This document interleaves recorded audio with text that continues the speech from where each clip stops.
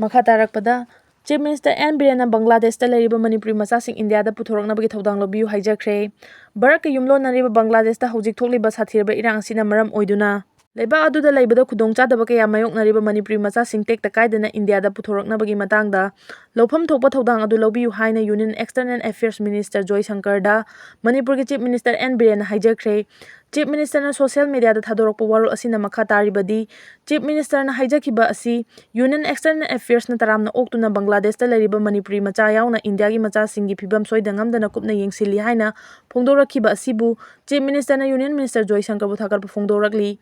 Union Minister na Joy Shankar na makha tana phongdorakhi haribadi Bangladesh da leriba India macha sing hek yariba makai safagadaba mawongda India da athuba matamda puthoknaba thabak paikhalagani haina su khanglakle hairi. Aduga yamna maroiba breaking news amakakta thamjaramge. Committee on Tribe and Unity Cotu na Npo Naga People's Organization da Lalle Haijakhre Naga sing da miyot minai sathai haibagi matang da Committee on Tribal Unity Cotu na Npo da Lalle Haijakhre kangpokpe da best of Kuki singi Committee on Tribal Unity Cotu gi maike de NH2 Imphal Dimapur lambi paring da satok sentori ba Naga purup ki music da ka henbo miyot minai gi thong sing sathadi ba adu ki matang da Lalle Haijakhre ba loina na matung da amuk hanna tawroi haibagi yana se ama khuyek pinakre haidi. Makha tarakpa update asidi hijam himanji ki aroiba mathau mangam panguna mohut silaga pangthokadauri. Mamang chahi July 3 taki Jawjangtek area da mangkhiba Tagel kolom laikai dagi hijam himanji ki aroiba mathau mangam tha asigi kunga mari da panguna mohut sinna pangtholagani haina hemanji ki apokpa hijam ibungo bine phongdoragli. Ngasi Tagel kolom laikai da leiba hijam himanji ki mayam da pangthokiba pawgi mifam amada wafam asi phongdokladuna Hemanji ki apokpa ibungo bina hai mahaki machanuba hijam hemanji hijam linthoi ngambi ani asi haukiba chahi ki July 3 tagi mafam khangnana kuki khul ama oiriba Jawjangtek area da thiba khangkidabani maheroi ani asibu thibinaba Manipur ki Chief Minister yauna Security Advisor amadi mari leinaba authority da memorandum kyarak pisinuna lakhibani adubu thabakta onthokpagi pawdi phangkhide. Matamde duma hauki makhoi ani gi case asi CBI na paikre haiba pawdi phangki chenaba miyoi mari phare hairaki loinana Pune dagi mastermind ama phaki haiba pawdi phangki adubu makha taba case sathariba natraga makhoi bu chairak pibagi paw khumang choksenbagi pawdi aduma phangkide. Makha tana CBI gi official amana hanglubada Chief Judicial Magistrate Kamrup Assam da charge sheet thakre haiba khangki lengak ta kyara hana taksinuna lakhrabasu lenga asina thibide pasoi kendra gi hanagi minister oirambi miraba yauna Manipur gi governor amadi Chief Minister da su case ki wafam natana makhoi gi mathau mangam pangthopa yanaba taksin ki balai khrabani adubu michang changa leitaba imung oibana tabi khide machanupa asi hingli natraga sire haibagi chaba paw khangde masagi saru machet ama phawa yaudana mite ekhoi gi thabalda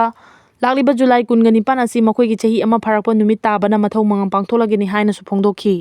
Combing operation da khulai kya fagat pangam lei lamdam asida thokliba kanglup ki irang asi laksinaba security force ki kangbuna ching amadi tampak ki tongan mafam sing da operation chathaduna khulai kya fagat paleptri ngasi ayuksu Imphal East district ki manung chanba changsang chingsang gi akoi mafam sing da chathakiba operation da khulai kya fagat khre.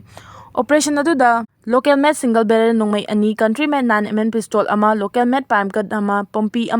ammunition ahum local made grenade mari amadi radio set ama fagat khre hari loinana tongan mafam sing da su operation chathabaga loinana miyoi kya masak khangdoki hari. Loinana security force na ngak senduna National Highway 37 amasung National Highway number 2 dagi tongan folam sing puba gari mathang sitna chaniga kunga taret amadi chaniga humpu mari Imphal da purakre hari. Tongan mafam sing da hangba check post chamaga tara taruk dagi lo thugaiba miyoi chaniga marfu tara taruk sufagat ki haina Manipur Police Control Room dagi thadorok pacherol amana hairi. Makha tarakpada KCP Taibangan bagi kedar ama phare ngasi ahing nongai matung pung 2:10 rom taba matamda Kaching District Police ki commando team amana Manipur gi lalulup ama oiriba Kanglaipa Communist Party Taibangan group ki kedar ama Tezpur makha laikai dagi phare hairi. Faraba KCP ki kadar asigi maming Ningthaujam Asar Kumar Maitei Elias Abung Kuntraga Humdoi apokpa N Tomcha Maitei Kawi Lapupa Tera part 2 dagine Hojikna Kaching District ki Tezpur makha laikai Mayenglam Jawdagi leibani hari miyoi asi miyam dagi nam haduna sel khombada chenabani haiba khangba ngamle hari mahak lalulup asigi chairman Rajesh Elias Malenga ba Maitei gi makha thabak tawbani mangondagi Redmi Note 10 Pro Nokia mobile ama lupa lising kungani thoi ATM card mari recover tawba ngamde faraba miyoi asi Waikhong police station na khusin nakhibaga loinana case ama lokhatuna makha taba thijin humjin magi thabak chathaba hore hari.